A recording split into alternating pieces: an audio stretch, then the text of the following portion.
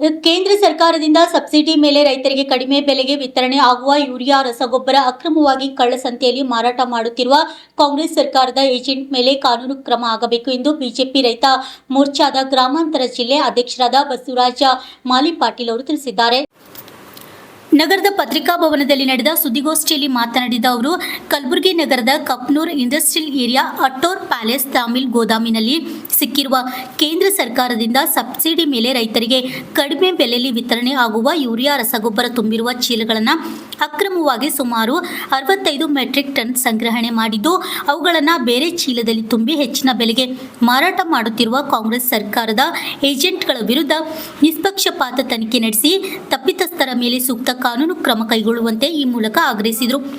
ಈ ಸರ್ಕಾರದಿಂದ ರೈತರಿಗೆ ಯಾವುದೇ ತರಹದ ಸಹಾಯವಾಗಿಲ್ಲ, ಅಭಿವೃದ್ಧಿಯಾಗಿಲ್ಲ. ಈ ಸರ್ಕಾರದಲ್ಲಿ ಆಗಲಿ ರೈತರಿಗೆ ಬೆಳೆ ವಿಮೆ ಕೂಡ ಸರಿಯಾದ ಸಮಯಕ್ಕೆ ಬಿಡುಗಡೆ ಮಾಡುತ್ತಿಲ್ಲ.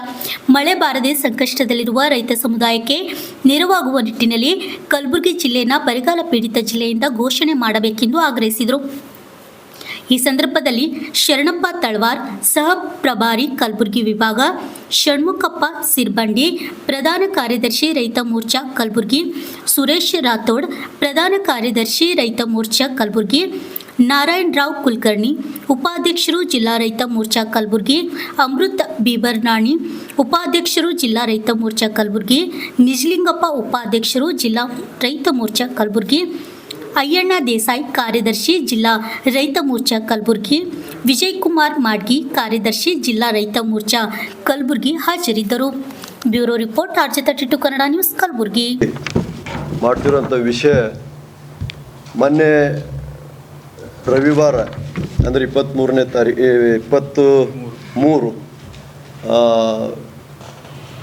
ಕಪ್ನೂರ್ ಇಂಡಸ್ಟ್ರಿಯಲ್ ಏರಿಯಾದಲ್ಲಿ ಶ್ರೀ ಶಿವಶರಣಪ್ಪ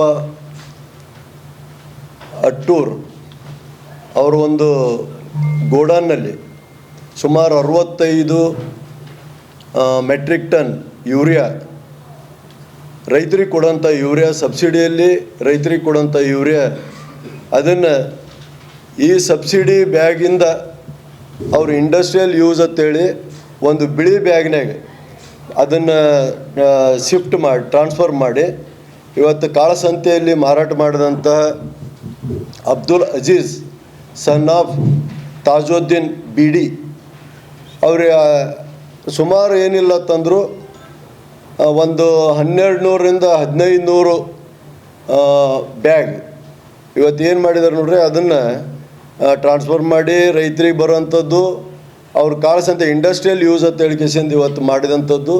ಅದಕ್ಕೆ FIR ಮಾಡಿ ಇವತ್ತು ಹೇಳಿಕೆ ಇಲಾಖೆಯವ್ರು ಹೇಳ್ತಿದ್ದಾರೆ. FIR ಮಾಡಿ ಇವತ್ತಿಗೆ 4 ದಿವಸ ಆಯಿತು. ಅದನ್ನು ಯಾವುದೇ ಇಲ್ಲಿ ಕೇಳಿದಾಗೆ ಇಲ್ಲ FIR ಮಾಡಿವ್ರಿ, ಆಮೇಲೆ ತನಿಖೆ ನಡೆದ ಅಂತ ಹೇಳ್ತಿದ್ದಾರೆ.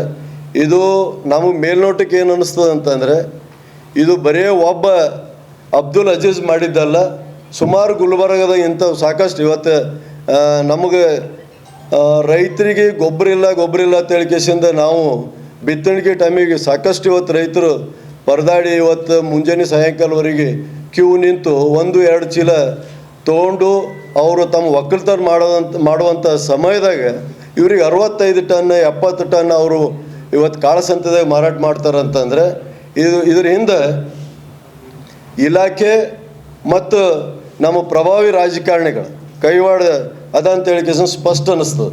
4 ದಿವಸ ಆದರೂ ಕೂಡ ಅವನಿಗೆ ಅರೆಸ್ಟ್ ಮಾಡಿಲ್ಲ.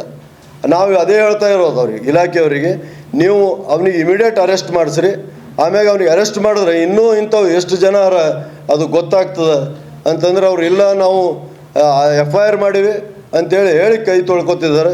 ಅದ್ರ ಜೊತೆಗೆ ಈ ಗುಲ್ಬರ್ಗ ಜಿಲ್ಲೆಯಲ್ಲಿ ಅಷ್ಟು ಇವತ್ತು ಮಳೆ ಅಭಾವ, ಯಾಕಂದರೆ ಇದೇ ತಿಂಗಳು ಆಗಸ್ಟಲ್ಲಿ ಸುಮಾರು 52% ಮಳೆ ಕೊರತೆ ಇದ್ದು ನಾವು ಈಗಾಗಲೇ ಸಾಕಷ್ಟು ಇವತ್ತು ನಾವು ಸರ್ಕಾರಕ್ಕೆ ಮನವಿ ಮಾಡಿದ್ವಿ.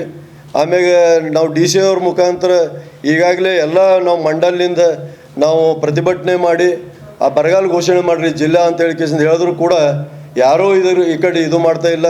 ಏನೋ ಇವತ್ತು 121 ತಾಲೂಕು ಇವತ್ತು ನಾವು ಬರಗಾಲ ತಾಲೂಕು ಅಂತೇಳಿ ಘೋಷಣೆ ಮಾಡ್ತೀವಿ ಅಂತ ಹೇಳ್ತಾರೆ. ಅದ್ರಾಗ ನಾವು ಟೋಟಲ್ ಗುಲ್ಬರ್ಗ ಜಿಲ್ಲೆದಾಗ ಚಿಂಚೋಳಿ ಮತ್ತು ಸೇಡಮಲ್ಲಿ ಚೆನ್ನಾಗಿ ಮಳೆ ಆಗಿದೆ ಅಂತ ಹೇಳ್ತಾರೆ. ಇಲ್ಲ, ಮಳೆ ಆಗಿಲ್ಲ. ಸುಮಾರು ಇವತ್ತು ಒಂದು 2-3 ತಿಂಗಳ ಅದು ಏನಂತಂದರೆ ಮೇ ಮತ್ತು ಹೆಚ್ಚು ಕಡಿಮೆ ಫೆಬ್ರವರಿ ಇಲ್ಲ ಮೇ ಮತ್ತು ಮಾರ್ಚ್ ಆ ತಿಂಗಳದಾಗ ಅಷ್ಟೇ ನಮಗೆ ವಾಡಿಕೆ ಮಳೆಗಿಂತ ಸ್ವಲ್ಪ ಮಳೆ ಜಾಸ್ತಿ ಆಗಿದೆ. ಆ ಮಳೆ ನಮಗೆ ಉಪಯೋಗ ಆಗೋದಿಲ್ಲ.